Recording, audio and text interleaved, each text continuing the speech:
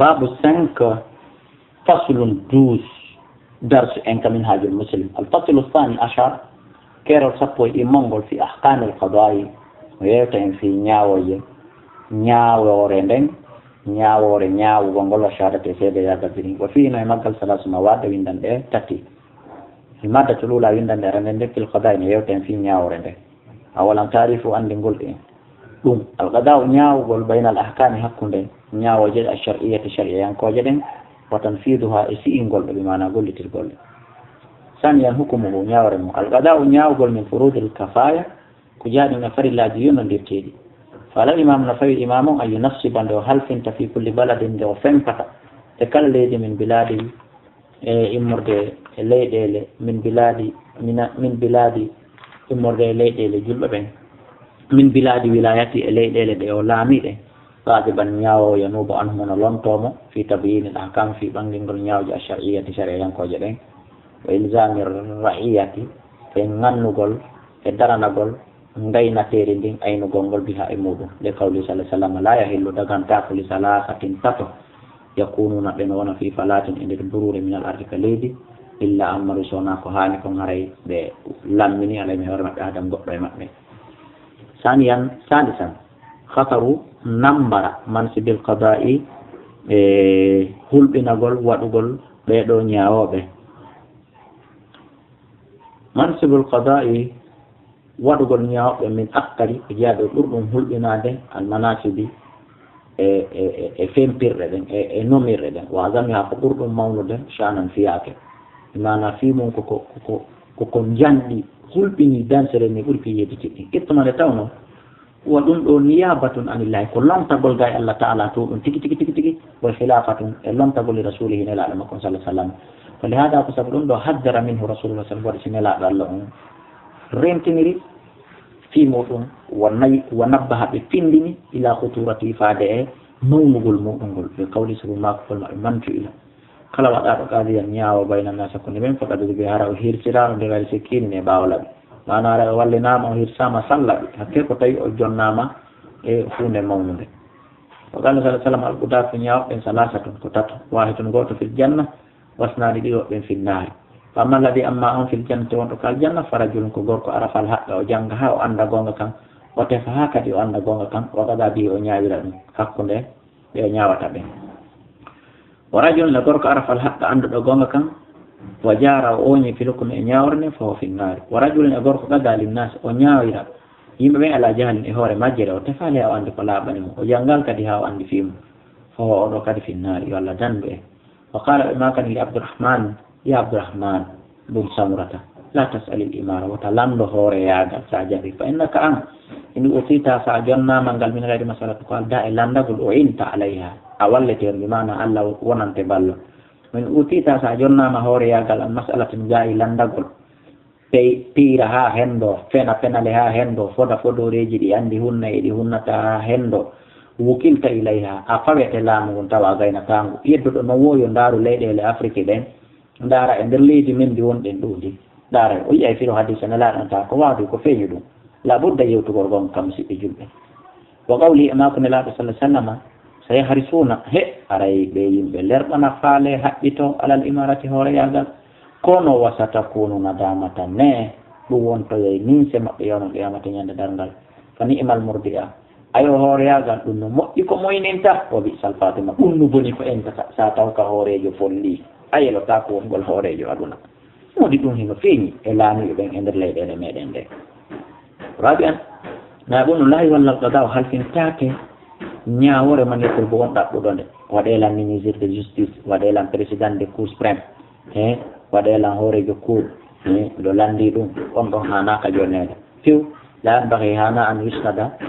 nde jonnetede ɓaarete mansubu qada'i halfinagol ñaawata li rajulin fi gorko talabahu ɗaɓɓuɗo ɗum aw li rajulin ma gorko yahrisu lerɗanɗo alal husuli alayhi hendagol ɗum leyama qada sabu ñaawre nden tabi'atun ko tampere saqilatun sattude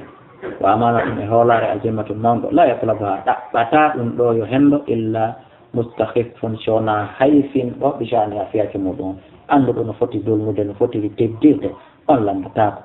mustahinun lo'inɗo ɗi haqqi ha haqqe mum laayi umanu tawata hola kan yakhuna ande jam fotonu wa ya'bata biha ofira wa fi dhalika woni munkar min fasadi dini mabbe bonnugol dina kamal bilade leyde den wal ibade jiyaɓe ma la yutahammal konko tawata wawata ke fawtade wala yustagu konko wata fawtade wala yustagu wawata tenude walida aku sabun qala rasulullah sallallahu alaihi wasallam inna menen do wallahi mi wondi lala walli men jonata hadal amala de golle ta dina do hadan hay goto yasalu tawdo hino landi no toni hondu e jonnela awa hadan ma goddo yaari so alay tawdo no leer en hay so laal ko arande de yidi mo faala ha fekkiti men jonnata ayenen kadi ko dum hande nyentinde ayi وقال صلى الله عليه وسلم لما إنا من لا نستعمل من قول تعالى عملنا دو قول لأمن من أراد أن فعل دو قول لناده خامسا شروط شرطي تولية القضاء هل في نقول نياو غنغو لا والله هل في انتاك منصب القضاء درى نقول نياو غنغو إلا من توفر سونا أمتم فيه من صفات الآتية في صفات جوندي أرد دو الإسلام لونا تجله الأقل وجوه حقل البلوغ تاكد كهل فاده الحرية تاكد كدمه العلم تاكد كجمر عند بالكتاب والسنة القرآن أو سنة لا الله معرفة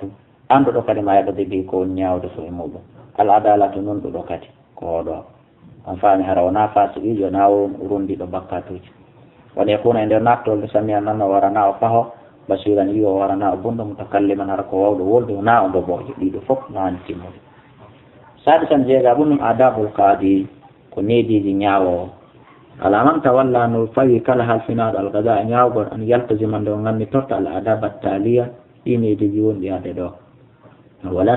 أن يكون لا تقوي دولندو من غير أنف دولنندن كالداء نفنا كالداء نيادو هراونا دول بيكو غدو ما نانغو غدو كتاب هراكو دولندو كحقيل لسبسو أبو بيجي دين فارا بيجي دين ولينا النويدو من غير ضعف كالداء لو يركا دي هركا دي نا نأغل نوها tawahum ala han ala tagoto hulatama hatta la yatma tawa wawata tan inade fihi mudum zalimun toñuɗo wala yahabuhu watamo hulde kadi sahibu haqqi joom haqqe e mana wona newande nden newande ɗon ma ñaɗande nden ñaɗande ɗon wone kuna nder latto haliman munñiɗo fi gayri mahanatin walda e hoyende hatta la yatajarra hara susatale e makko sifaha ul husumi jofoɓe ɓe joɓɓe mana wona muññiɗo harana muññagol ha muñcito tawa e bonnayɓe ɓen suusaymo woni kuna ende o wonata kadi e da a natin jomiraɗo waɗugol doyi hara o hawjata o borgo bargal no fi piiji ɗi on faami fi gayri mo matalatin ko alda e kadi mettinagol ha bona laawo wala e himalin wona welsinagol woni kuna ende o laatto fottinan yoƴuɗo da basiratin jon yi owo fi gayri ijabin kalda e hawagol nappi nafsi hoore mum no min komi garanjo min miɗo yiya ɗi piiji miɗo wawi faltindide ɗum ko yaawi no wal istihfaf e foygintingol bi gayrihi tana hoore wala istihafin wona foygintingol goɗɗo go o kadi bi gayri tana hoore mum non kaari tenata ɗum min komin tenata ɗum son waɗi kaari ɗon o gaynata hara wona nde yi ande ɗon wona nde ƴoyde ɗum wani kuna nde laatto majlis ujonde makko nde fi wasatil balade ka tumbere leydi ka capital fasihan hara ko yaaju ɗum yasaul husum ino yaajana wenjiɓe ɓen wenjodiroɓe no newanoɓe hewtugol ɗon wala yadiqu tawa ɓitta ani shuhudi fi tawegol ɗon hara laawi arayɗe ɗin ɗon hino weeli arde hara ka tumboɓe mana yaadilu tawa nunɗay kayde baynal mutakhasimayni hakkude wenjuɓe ɓen ɗiɗo fi lahdihi e nder leppanɗe makko ɗen o nasari e nder ɗe makko ɗen o majlisi e jonde makko nden wonde huuli alayhi e naatugol ɓe hoore makko hara wonayi oɗa joɗɗini dow oɗa joɗɗini ley oɗa ndaare leppe oɗa kuule fala yusiru hara o ɓurnata hasman wenjuɗo duna akhara e hoore oya fi shay'in hay hunde min dalika e morde muɗum woni hadura e nde o tawnata majlisa o e jonde makko nden ko hoolihimo faami wo ko joƴƴinata ko makko alfuqaha o faamuɓe kadi haaluɗo ilmi jomiraɓe gandal bi kitabillahi bil kitabi deftere nden o sunnate sunna wono shawiram e nde diso taw e fimage kulle kala ko jiɗɗi alayhi hoore makko ko tata o wawal faltindirde hara o mawnitinaki o landitoɓe faamite ka saabi an jeɗɗa ɗum ɗum ma yalzimu ko konko waɗɗi alqadiya ñaawo wonta haashihi muɓidirgol ɗum yalzimu no waɗɗi alqadiya ñaawo an yatahasha nde o muɓidirta umuran fiyakuji katira tan ɗuɗuɗi way bo da o woɗɗito an ha gaye majji ويدون أولا أن يحكم كل نياوة وهو غضبان هرقو منيد تكله ويو فتتبن أو شاعر ما هرى ويمو يتأثر أو شاعر ما هرى هم سؤال بتأثر هم موسى من مرض إمرد نار سبو سؤبل إمرد نار أو جوع ما هرى هيجن موسى دم أو تصل ما دونك أو هري ما ولين إنه ولي هافك إتي أو فرد ما أوبل وجانغا هافك إتي أو سآمة ما نعمل هرم آمي هافك إتي أو كسل ما نعمل بوبوتون لقول صلى الله عليه وسلم لا يقضين وتنياو دي حاكم نياو بين اثنين حكم دي وتاكن قد بانك أموني رسناد إنيا سيطان نقوم بوسيم ويجون فوق جونغونغ كان فنان جوني تجون فنان دنغونغ ثانيا أن يحكم كندو نياو بدون حضور شهود قال دائتا ويقول سيدي فيوعكو ثالثا أن يحكم كندو نياو أنت لنفسه هورمك أو لمن لا تقبل ما ونياونا wonande o mo jaɓantake sahadatu seede yagal muɗum lahum wonande ɓe mana o ƴetta seede yagal o seede yagal mum hana ƴettanede haɓuɓe kal walade wono ɓiɗɗo goɗɗo e maɓɓe wal walidi e jibilɗo goɗɗo e maɓɓe o zawjati e ɓengu goɗɗo e maɓɓe ka islam ɓe ɗo fof seede yagal mum ƴettatake e jungo goɗɗo e maɓɓe rabianno e ɓonɗum an yaqbala nde o jaɓata e riswatan ngeenaari ala hukumin e dow ñaawre nde le kawli sallam sabu makko ne laaɗo laanatullahi allah huɗi ala rashi e dow yeenuɗo wal murtachi e yeenaaɗo fil hukumi e ñaawore khamisan an yaqbala nde o jaɓata hadiyatan neldaari mimman lam yakun immorde on mo laatanoki yo haadihi no wownomo neldude qabla ko adi tawliyatihi nomeede makko alqadaa ka hoorejo justice yagal kala tawnoɗo wowanomo leldude adi o nomeede nde on ɗon neldetamo o jaɓa sabu haray no annda ko on neldirimo ko fiisi yani yo jingammo e kawri sala sam sobo mako ne laaɗa man istaamalnahu kala mo men gollini ala amalini dow golle farazaqnahu risqan min waɗanimo solde mo ƴettata chaque fin de mois ma kadahu kala ko ƴetti ɗum ba'da dalika ɓaawo ɗum e hoore yimɓe ɓe faware ɗum ɗo hululum ko janfa o jonni tawi he awa ko teddungal waɗaɓe hoore lagine komi wi tawreɓe lagine naafi mi yeyɓe ko ɓay ko ɓeeɗo laamilan ko ɓeeɗo mi hani waɗande laaɓa reedu ko ɓeeɗo jeylan ko ɓeeɗo min kadi mi jeyi ko ɗum addi hamsan wiya ɓon ɗum e saminan jeetata ɗum ɗum wilayatul qadi ko ñaawore e ko halfinegol ko waliyagol ñaawowo tatanawalu hino hendo wilayatul qadi e halfinegol ñaawowo waydukulu naata tata ihtisasi mansibihi e leyko e kertinale ko darani kon ko fempa e hoore mum ɓe mana ɓe noma e hoore mum ɓe mayali ko konadde ɗo walan alfasulu sendidirgol baynal mutakhasimain hakkude windidirɓe ɓe ndiri taw moƴƴa fi sa'iri da'wa e nder dendanangal wullitale ɗen walla adaya e ñaworeji ɗi ɓe hakkamin saabu ñawoje nafidatin si'ayɗe aw bi sulhin ma sulhuji yurdi ino weltina attarifayni feddeji ɗin ɗiɗi kala inda ta'arudil bayinati tuma nde ɓangal mbiye on weeɓita aw khafa'il hujaji ma tuma nde hujjaji ɗin suuɗi tawi ala aw dafima maji tawi ɗi woodi tawhiɗi lo'i saniyan ɗaharu zulma fuulugol tooñe ɗen wal mubtilina e ɓeeɗo bonnoɓe wa nusrata e wallugol ahlil haqqi joomiraɓe gonga ɓen wal mazlumina e tooñaɓe ɓen o isalul haqqi e jonnutugol gonga kan ila ali faade e handuɓe e makka ɓen salisan iqamatul hududi ñinnugol hudduji ɗin wal hukmu e ñaawugol fiddima e ƴiiƴe ɗen wal jira hake e barmeji ɗi rabian an nasaru darugol fil ankihati e nder dese ɗen moƴƴa nowona jombirede wattalaki e cerle ɗen wona accitirede mo nafaqate e dépense ji ɗin mo leɓɓe wona dépensirede woma ila dalika ha koyna ɗum hamisan an nasaru darugol fi amwali e nder jawle ko gayri rachidina tawɓe feewaɓe mani min e tawɓe a walegoy wawali tilisude hoore mum taw min yattama e mabɓe alyatimaɓe tawa lamɗo on halfinaɗo ɗo gon o kippotoye ɗum walma janina e feetuɓe wawo yiya ɗin e wirniɓe ɓe ala ɗon wa mahjurin alayhim e ɓen heedaɓe hoore jawle mum taw ɓe yananaka dirisugol ɗe سادسا جيغا بندون النظر دارغل في المصالح ومصلحات تدون العامة هو أتلي في البلد الليل من طرقات إمرد الله ومرافق النبي ديجي يرمي ديجي وغيرها كهنار ولا لبتان جي لكوجي برد زندر مريجي مقين فوق سابعا جاء بندون الأمر يمرغل بالمعروف كمؤي وإلزام الناس إنهم نقول لهم بين بفعله يقول لتلكم يكون ولا ذكر من هو رمضان والنهاية يحدقوا لأن المنكر يكون أن يكون وتغيير إسانسه كأن يكون إتائمات به وإزالة إيتقل أثره باتنقل أندون باتجي أندون إنفو من البلاد مرضي ليدين ثامنا يتتبندون إمامة الجمعة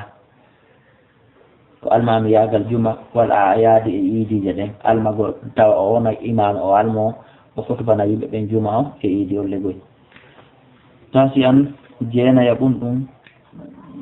بما يحكم القاضي كون نياو نياويرتا نذات الحكم تطغل نياوري التي ندن يتوصل توندي جوغيتو بها مودون القاضي نياو الى ايصال الحقوق فاد يونو تغل حقيجي دين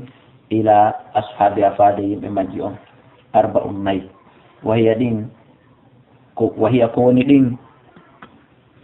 نعم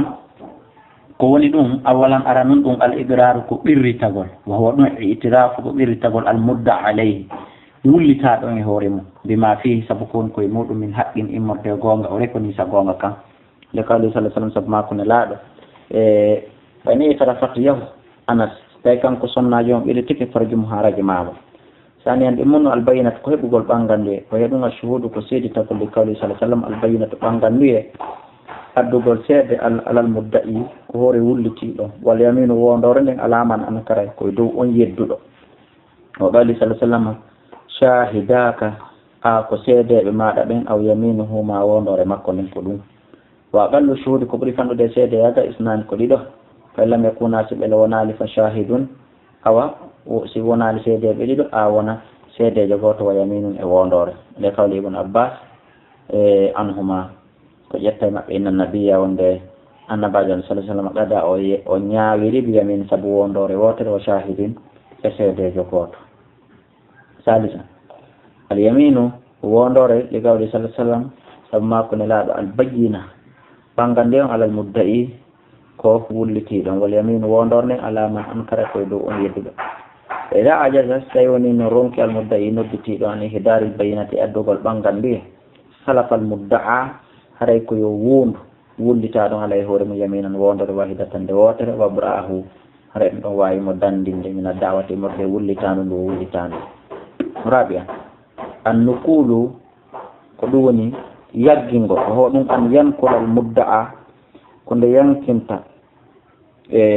ولتا دون عليه هورم عن اليمين النقول سلغول وهو أن ينقل كن سلط المدعى عليه ولتا دون هورم عن اليمين غاي هودغول فلم يحدث رونك هوداد فيعذر ونغانتنو إليه فادي مودون القاضي نياو ومبن يقول لهم ده إنم تمر إن هلبت السعوندي خلت سبيلك هري مليبرت مكتا إلى المانغو وإلا سونادي وإلا تعالى السعوندي قضيت عليك نياو مليبر هورم فإن أباس قضى عليه فإن أباس وزلك قضى عليه نياو هورمك غير سوناتم أن مالكم إمام مالك رحمه الله تعالى يرى كانكم أنه وندن في حال النقول وني عند الحال لتقول يجنا ترد اليمين كون رتا وندورن على المدعي هو ولتي دو فإذا حلف استيوني ووني قضى له كو نياوني وحجته حجة مكو أن النبي صلى الله عليه وسلم رد اليمين برتي وندوره على المدعي هو ولتي دو في القسامة عند وندغول وهو كون دو أهوا تقولي rentinade moɗon lil hukmi wonande ñaworande wabraw lesdimmati ko ɗum ɗon ɓurata dandinde woɗɗintina dande on tigi nden oɗo kañum ko ɗum woni ko suuɓi e yirtoɓe rewto